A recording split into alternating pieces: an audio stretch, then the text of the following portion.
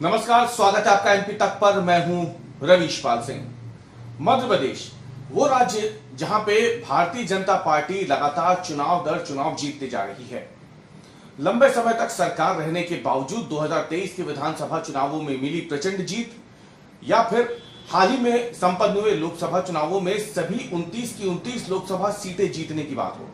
Bharatiya Janata party ने यह बता दिया है कि देश भर में मध्य प्रदेश में भाजपा अगर मजबूत है तो उसकी एक बड़ी वजह है मध्य प्रदेश भाजपा के कार्यकर्ता, यानी कि संगठन से जुड़े हुए लोग। वो लोग जो सत्ता में तो नहीं लेकिन संगठन में लगातार सक्रिय रहते हैं, और उनकी यही सक्रियता और पार्टी के प्रति वफादारी मध्य प्रदेश में लगातार भाजपा की ही सरकारें बनवाती आ रही है।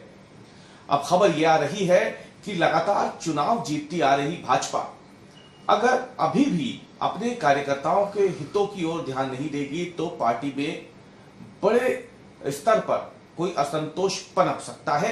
और इसीलिए भाजपा ने यह असंतोषपन पे उससे पहले ही एक नया रोड मैप तैयार कर लिया है। यह रोड मैप है पार्टी के प्रति वफादार कार्यकर्ताओं को इनाम देने का। इनाम से मतलब यहां नगद राशि नहीं, बल्कि अलग अलग जो समितियां होंगी, जो निगम मंडल होंगे, उनमें कहीं ना कहीं भारतीय जनता पार्टी कार्यकर्ताओं की जिम्मेदारी तय करने की तैयारियों में जुट गई है।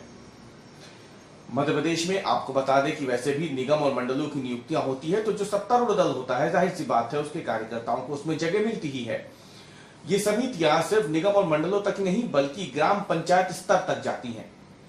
ऐसे में भाजपा की अब ये कोशिश है कि ग्राम पंचायत स्तर से लेकर निगम मंडलों तक उसके जो कार्यकर्ता हैं उन्हें एक तरीके से चिन्हित किया जाए और उन्हें महत्वपूर्ण इन समितियों में जगह भी दी जाए, निगम मंडलों में नियुक्तियां की जाए। हालांकि निगम मंडलों में नियुक्तियां हो या समितियों में जगह देने की बात हो, इसमें कोई दो राय नहीं कि जो सत्तारूढ़ दल होता है उनके कार्यकर्ताओं को उसमें प्राथमिकता दी भी जाती है।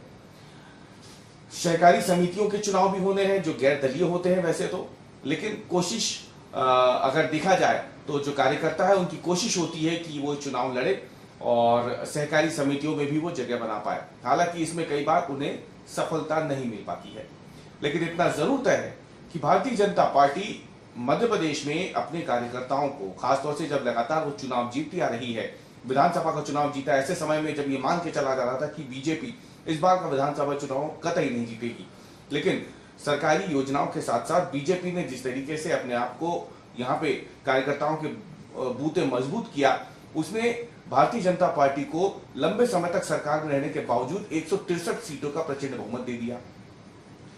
29 की 29 लोकसभा सीटें हाल ही में जीती और माना गया कि कार्यकर्ता कहीं ना कहीं एक तरीके से चाहते हैं कि उनका जो राजनीतिक दल है, उनकी जो पार्टी है, वो कम से कम सत्ता में बनी रहे, ताकि उनके जो छोटे मोटे काम हैं जो कार्यकर्ताओं के होते हैं वो हो सके। वो विपक्ष में नहीं बैठना चाहते हैं और इसीलिए उन्होंने जी लगा के मेहनत की और मध्य प्रदेश में एक के बाद एक भारतीय जनता पार्टी चुनाव जीतती रही। हाल ही में अमरवाड़ा का विधानसभा उपचुनाव हुआ, वहां पे भी भाजपा जीत गई है। अब आने वाले समय में बुधनी हो, विजयपुर हो या फिर बीना की हम बात करें, इन जगहों पर भी विधानसभा के उपचुनाव होने तय हैं।